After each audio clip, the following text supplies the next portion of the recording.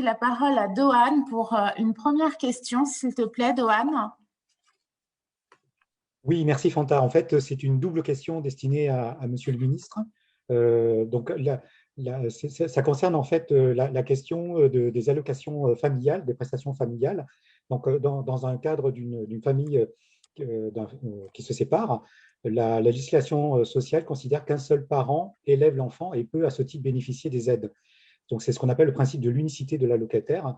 Donc, Monsieur le ministre, vous en parliez précédemment que c'était quelque chose de sensible, de chaud.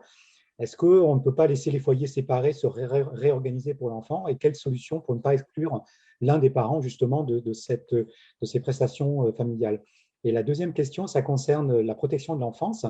Donc, ces enfants, ils sont placés en foyer. Et donc, ça peut être considéré comme une chance pour eux, comme un véritable creuset du vivre ensemble. Et de ce point de vue-là, eh bien, il faut des professionnels qui soient formés.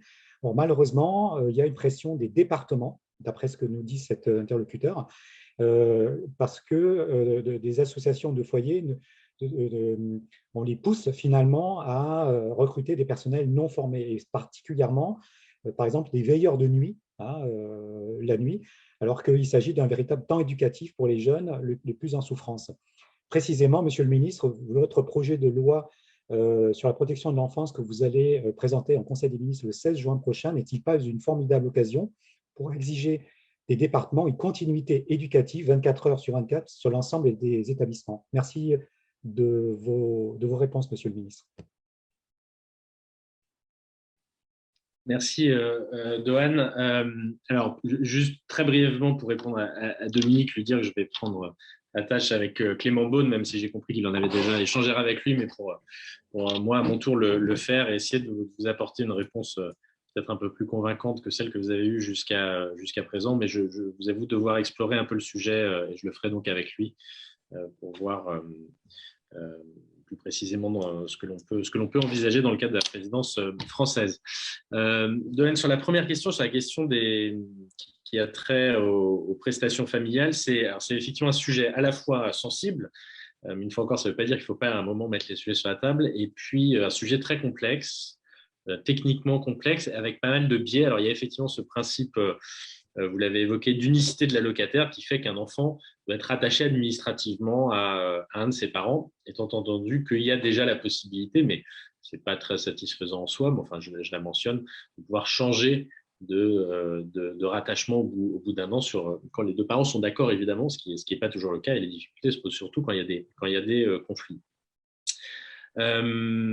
C'est un sujet qui mérite qui doit être bien creusé parce qu'il y a un certain nombre de biais. Alors, il y a déjà un rapport, je citais le Haut Conseil à l'enfance, à l'âge, le HCFEA tout à l'heure, qui a fait un rapport sur le sujet en 2020. Il y a pas mal de biais possibles selon les modalités d'application. Je ne vais pas rentrer dans le détail, mais ça peut conduire à ce que la prestation globale attribuée partagée entre les deux parents soit plus faible que celle qui était initialement allouée. Donc, on peut se dire que ce n'est pas forcément pour l'intérêt de l'enfant.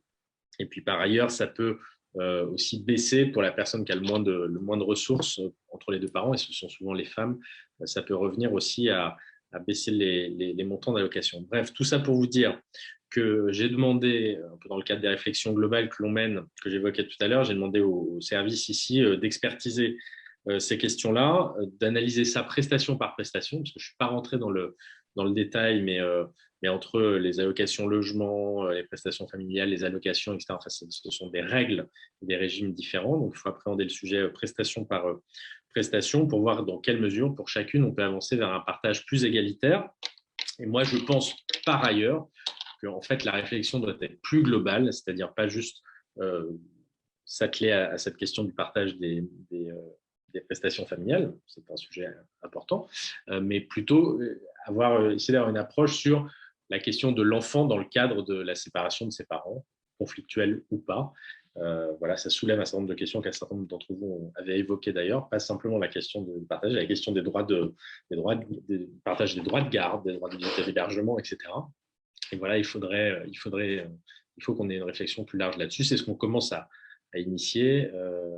ce qu'on commence à initier. Déjà, je ne sais pas si nous aurons l'occasion de le mener à terme d'ici la fin de ce quinquennat, mais enfin, en tout cas, on l'engage. Voilà. Pour la première question. Sur la seconde question, la réponse est oui. C'est-à-dire, effectivement, oui, ce projet de loi est une opportunité pour aborder ces questions